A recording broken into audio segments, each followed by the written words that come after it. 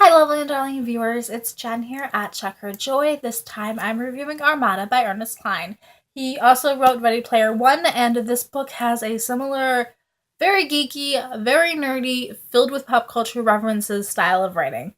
And I loved it. Not gonna hit exactly the same audience as Ready Player One. This one is way more about video games and space aliens and like flight simulator war type stuff happening in here, which may not hit the exact same marks as Ready Player One, which is more about exploring an entire virtual reality universe, which is amazing, and I loved it. And I love this book too, but it's not going to be the same, guys.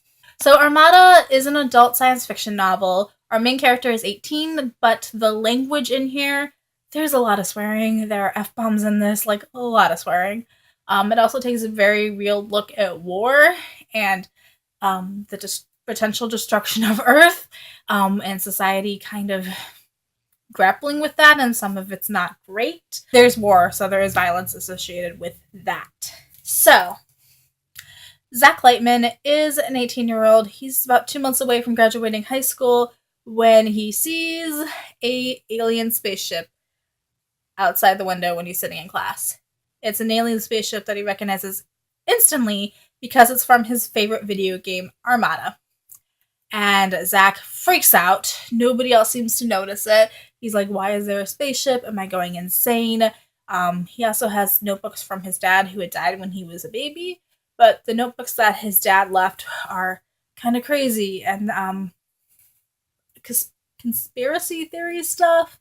And Zack pretty much dismissed it up until he sees the thing in the sky, and then he's like, I need to go read what my dad wrote. Because his dad thought that there were aliens coming, and that the entire video game industry was trying to prep mankind to fight aliens. And it's not a huge surprise that his dad's pretty much right. So the whole premise of the book is that the game that Zack has been playing, Armada, is actually a war simulator trying to train people how to fly these droids. So like drones, that they're going to use to defend the Earth because there is an alien invasion coming, and it is coming soon. So the entire timeline of this book is in like a 48-hour period. Like the next day, Zack gets recruited to help fight aliens. I love it. I love the fast-pacedness of it. This is definitely a plot-driven book. We get character development in Zack, but it takes place over a short period of time, so Zack grows up, but not like a ton. I mean, he's going through war, but at the same time, it's only 2 days. So it's changing him, but he doesn't really have the time to process it completely. I loved the ride that he went on from like getting dragged into this. And hey, that game you were playing is real. These aliens you've been fighting, they're real. Those combat missions you've been helping with, those were actually real too. That you were actually fighting aliens last night, and that mega online battle. Surprise! Zack has to make the decision, like whether or not he's going to join or whether or not he's going to hightail it home. Except there might not be a home for that much longer. So Zack does agree to help. He ends up fighting, and I love how realistically this book takes the whole end of the world having to fight in a war thing. Like, we have characters that are actually grappling with this and thinking about it and processing. There isn't a ton of time to do it, but we do get to see it in this like panic mode of, oh my god, there are aliens, and freaking out. Before they're like, okay, so now what do I do? Breathing. Okay, let's fight them. How do we do that? What's the next battle plan? What is going on? What are the aliens here for? How do we stop them?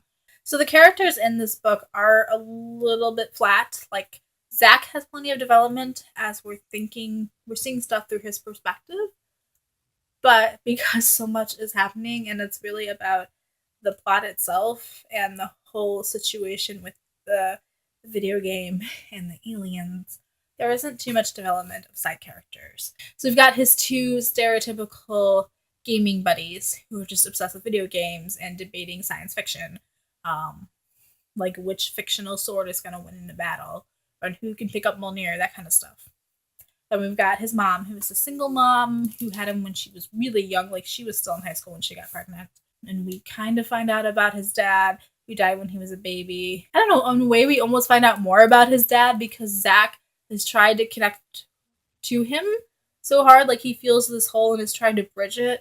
So like we find out like everything that Zack knows about his dad, like all the things that he was interested in, all of Zack's science fiction obsessions and pop culture stuff, and his interest in alien movies, like those all come from his dad. There are so many sci-fi references in here. He talks about Ender's Game and talks about Pink Floyd's Dark Side of the Moon, like tons of references to old video games, talking about like Space Invaders. There were tons of references that I didn't get. It takes place in 2018, so we're going pretty currently.